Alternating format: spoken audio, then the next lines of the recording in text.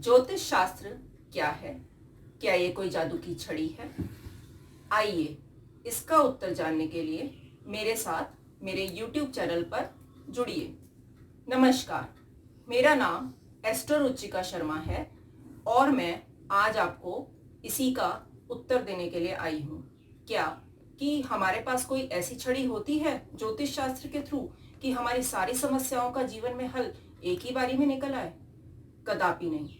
हम जब जीवन की गंभीर समस्याओं से घिरे हुए होते हैं तो हम एक ऐसे रास्ते की खोज में निकलते हैं कि जिससे हमारे जीवन की सारी समस्याओं का हल किसी जादू की छड़ी से गायब हो जाए। परंतु क्या ऐसा संभव है? ऐसा संभव कदापि नहीं है, क्योंकि ज्योतिष शास्त्र का अर्थ है ज्योति जमा ईश, यानी कि ईश्वरीय ज्ञान, साइंस ऑफ लाइट। जब भी हम किसी भी एस्ट्रोलॉजर के पास जाते हैं, वो आपको अपनी सामर्थ्य अनुसार आपके हॉरोस्कोप को अच्छे से स्टडी करके आपको एक बेस्ट रेमेडी देने की कोशिश करते हैं। तो क्या वो रेमेडीज एक्चुअली में वर्क करती हैं?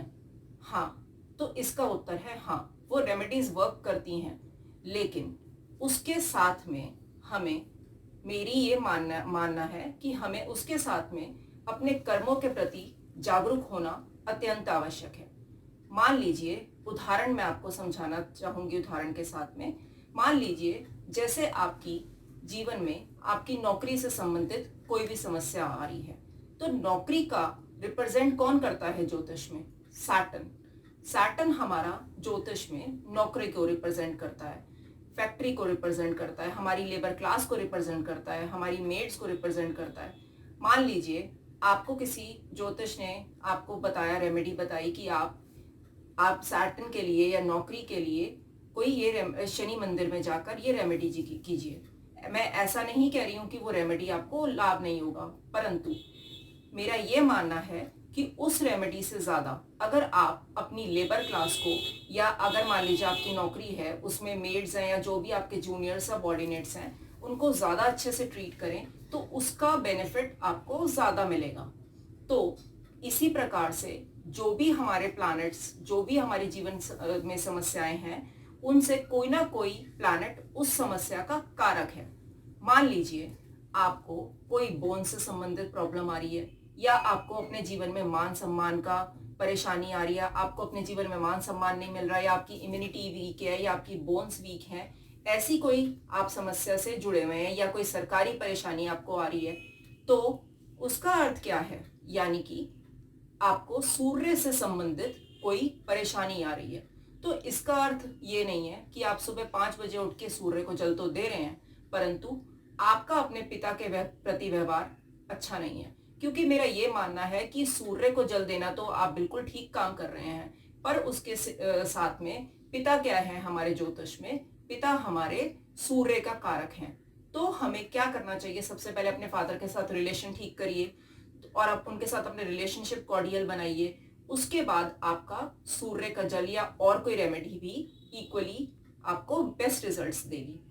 इसी प्रकार मान लीजिए चंद्रमा, मून, माता, ज्योतिष में माता हमारी रिप्रेजेंट करती है चंद्रमा को।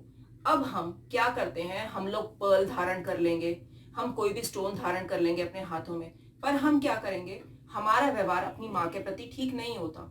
तो मैं बिल्कुल भी ये नहीं कह रही हूँ कि आप कोई भी रत्न धारण ना कीजिए, आप बिल्कुल रत्न धारण कीजिए, परंतु पर्ल धारण करने के साथ में अपनी माता से व्यवहार तो अच्छा कीजिए, अपनी माँ के साथ व्यवहार अच्छा कीजिए, उनके साथ समय पर उनको भोजन दीजिए, उनको रिस्पेक्ट दीजिए। तो ऑटोमेटिकली अगर कोई बच्चा है तो उसकी एजुकेशन में इम्प्रूव होगा, अगर आपको कोई इमोशंस से जुड़ी हुई परेशानी आ रही है तो वो ठीक होगी। तो इसी प्रकार से कोई ना कोई प्लैनेट से संबंधित जो परेशानी है उसकी रेमेडीज बिल्कुल कीजिए आप। मैं उसके खिलाफ बिल्कुल भी नहीं हूँ, रतन भी पहनिए, सब कुछ कीजिए, परंतु अपने कर्मों के प्रति जागरूक होना हमारे लिए अत्यंत आवश्यक है। तो उसके लिए आप डेली अपनों कर्मों को भी ठीक कीजिए। जैसे कि मान लीजिए आपके वैवाहिक जीवन में कोई समस्या उत्पन्न हो रही है, तो हम क्या करेंगे? हम वीनस का रत्न धारण करने की सोचेंगे, परंतु वीनस क्या है हमारा ज्योतिष में? वीनस हमारा वाइफ का कारक है, प्रेमिका का कारक है, हमारी लग्जरीज का कारक है। परंतु हम ये तो सोचते हैं कि हम कोई रत्न धारण कर लें, परंतु हमें क्या है, हमें अपने सबसे पहले वैवाहिक जीवन उत्तम बनाने के लिए हमें अपने पत्नी के प्रति व्यवहार ठीक करना पड़ेगा। तो उससे क्या है, आपकी ऑटोमेटिकली वैवाहिक जीवन की समस्याएं बेटर होनी शुरू हो जाएंगी। मैंने अभी भी ये नहीं बोला कि रत्न धारण मत कीजिए, रत्न धारण बिल्कुल कीजिए, परंतु उसके साथ अपनी पत्नी के प्रति व्यवहार भी बिल्कुल ठीक कीजिए। तो मेरा ये मानना है, अगर आपको मेरी विचारधारा ठीक लगती है या आप भी मेरी तरह प्रैक्टिकल होकर सोचते हैं कि हमें जो हमारे सिग्निफिकेटर्स हैं, प्लैनेट हमारे जो घर में विद्यमान है, पहले हमें उनकी रिस्पेक्ट करनी चाहिए, उनके प्रति हमारा व्यवहार अनुकूल होना चाहिए। अगर आप मेरी इस विचारधारा से सहमत हैं और आप आगे की जानकारी चाहते हैं या अपनी समस्याओं का हल चाहते हैं, तो आप मेरे YouTube चैनल पर जुड़ सकते हैं। मेरे नंबर्स और मेरा कॉन्टैक्ट नंबर जो भी है मैंने अपने डिस्क्रिप्शन बॉक्स में दिए हुए हैं। आप आगे की किसी कंसल्टेशन के लिए, अपनी जीवन की जुड़ी हुई समस्याओं को जानने के लिए आप मुझे कांटेक्ट कर सकते हैं। और अगर आपको मेरी ये प्रैक्टिकल विचारधारा पसंद आई है तो मेरे YouTube चैनल को लाइक कीजिए और सब्सक्राइब कीजिए, ताकि आप आने वाली श्रृंखलाओं में मेरे साथ जुड़े रहें। आप सभी को मेरा प्यार भरा नमस्कार।